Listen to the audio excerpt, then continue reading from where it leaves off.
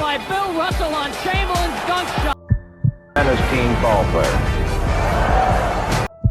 Oh, look at Russell come down. And what a play by Russell! Bill Russell is the most dominating individual that's ever played the game of basketball. The court. The flow gate.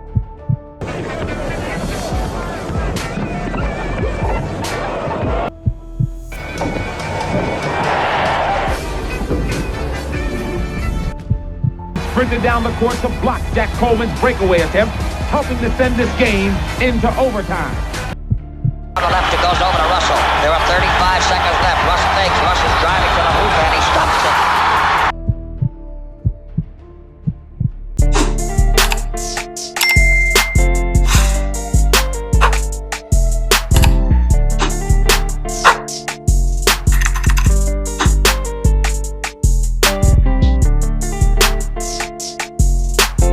She got a thing for Chanel vintage that dropped before she could speak English. Do you love me and love seeking attention? What's up, YouTube? We're back in the video. Coming show the big body banger. Today coming show with NBA 2K22 video. Now, first thing first, make sure you like, comment, subscribe. We're going crazy. Road to 2K. You know what I'm saying? We at 1600. And today I'm the Bill Diller in yellow corner, and I'm coming at y'all with this Bill Russell build video. Yes, sir. Keep subbing up, keep liking. I appreciate y'all. You know, we on the road to 2K, like I said. Now listen, I know I said I was doing Charles Barkley. I tried to do Charles Barkley and I made him, and the build was terrible. I didn't like the build, so I'm not about to give y'all a crappy build unless it's funny, but I'm not about to give y'all a crappy build. So instead, I went to the next one that was on the list, which is Bill Russell.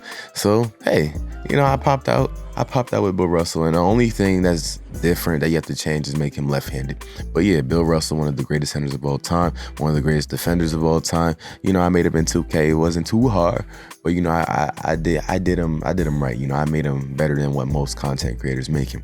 You'll see what I mean.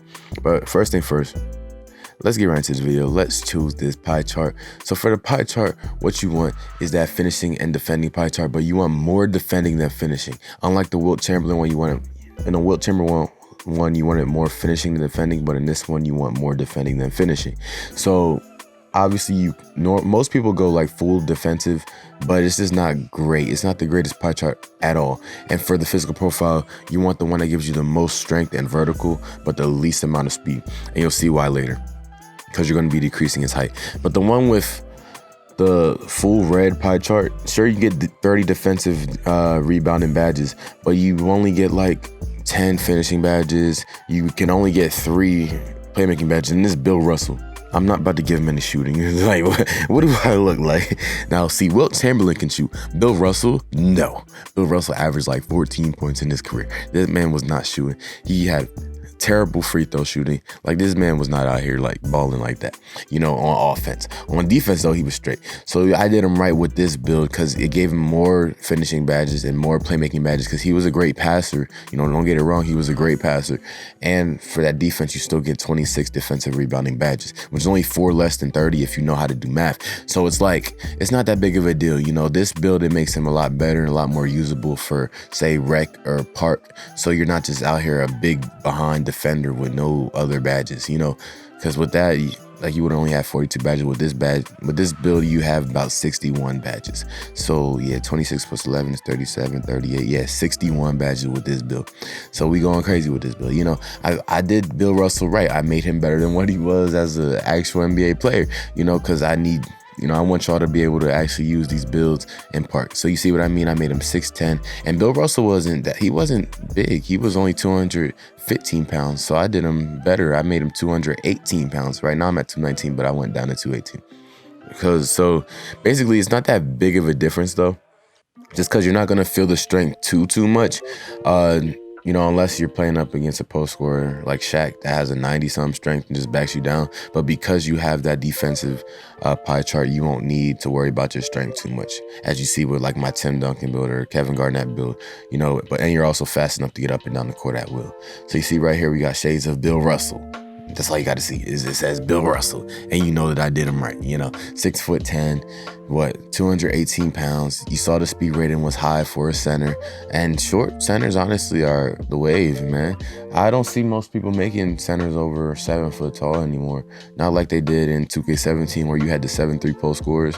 Nowadays, it's a lot more shorter centers like 6'8", 6'9" center. Hey, you have your occasional 7-footer. But I mean, this is like that 6'10" center, that small center that can pretty much do everything. You're fast enough to get up and down the court. You know, you're not too weak to the point where you get babied by all centers. Your vertical is high enough to block every shot that you come in contact with. Like with this build, you know, the purpose of it really is to block and dunk. It's an old school big man build, block and dunk, you know. Like it has no other purpose other than that. Set screens, you know, play defense, stay in the paint. But at the same time, it can also play perimeter defense, because I don't know if you saw, but I upgraded its perimeter attributes. So obviously when you make him shorter, those attributes go up as well. But, you know, if you're expecting offense, a Bill Russell build is not what you should be looking for, because offense and Bill Russell are not synonymous. They are not. No. See, Bill Russell was dominant in terms of like maybe playing on the block, but even then he only shot 44% from the field his whole career. You know, and look at that block on the alley-oop. 44% in any era is terrible, especially at that era where you're like one of 4 7-foot tall players, or one of 4, you know, that foot tall players. I said that foot tall players, quote me on that. But, you know, there's only 4 other players as tall as him, like 6'10" and up in that in the league at that time. So like, you know, and one of them was Wilt Chamberlain, and we already know how it went. You know, he kept winning the championship, even though Wilt Chamberlain didn't have the better team. Let's be real. Bill Russell always had the better team, you know. It's like, I don't think you're winning that many rings unless your team is also good. Because, like, look at LeBron, 2018 LeBron. He did everything. 2018 LeBron did everything for that Cavs team. Literally, there wasn't more that he could do. Like, he was dominant. He was averaging more points, blocks, assists, rebounds than whole teams. And then they met the Warriors with KD. So that's an example. Like, even Bradley Beal, like 2 years ago when he was the only player on the Wizards, sure, he averaged like 34, whatever. And did they win anything, you know? So it's like, you need a team behind you. So I also don't like getting the GOAT debate where they always bring up rings. I don't think it's about the rings, because, hey, by that logic, you know, Robert Horry or whatever could be a top 10 player. The man's has 7 rings. He has a bunch of game winners. You know, like, I don't like that. I'd rather go by skill and a couple of accolades, like individual accolades, not team-based accolades. Because a player, like, if it's different if a player wins final MVP, right? That's an individual accolade. But like, if you just win a championship, you know, okay, you know, and especially when it's like your team is great, like say the Warriors with KD, you know, like that's not, you know, we're not about to count that, but we're still not going to discredit KD for being one of the greatest players of all time just because of his skill set. You know, we're not going to bring up his rings. It's just his skill set. We've never seen anything like it, in my opinion. But yeah. So stuff like that. I don't think that Bill Russell really is the GOAT. I don't think he should be in that GOAT debate. Maybe the greatest winner of all time, though, but not the greatest player of all time, because he wasn't complete. He wasn't as complete as Wilt Chamberlain, and not even as Shaq, you know, in my opinion. He wasn't as complete as, say, a LeBron or whatever. So there's levels to it, but I still do think he was the greatest winner of all time, because mans knew how to win. 11 rings means you know how to win. So, I mean, and your team knows how to win, too. Because, yeah, he had John Havlicek. He had some Hall of Fame players on that team. Never like the Warriors of the 60s, but still, he's the greatest of a winner of all time. And then it's MJ, I think. Yeah. But, yeah, that's pretty much the end of the video, y'all. Make sure y'all like, comment, and subscribe. Suggest any new builds that y'all want. I'm out. Peace.